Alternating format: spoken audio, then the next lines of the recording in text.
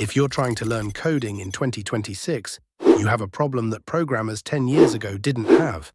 You have AI. You can ask an AI to build a website, fix your Python code, explain an error, or even create an entire project in seconds. And that's amazing, but it can also make you terrible at coding. So how do you actually learn to code in 2026? I've been learning programming by building things, from Python projects and neural networks to AI assistants, programming languages, and now robotics. And I've learned something important. Coding isn't learned by watching coding. It's learned by coding. So this is how you should start programming. Take a good project in which you are genuinely interested, then sit there, build it.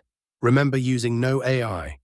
So this is what you actually need to learn coding, not a 2 hours video, but quick to get you started. See you, bye.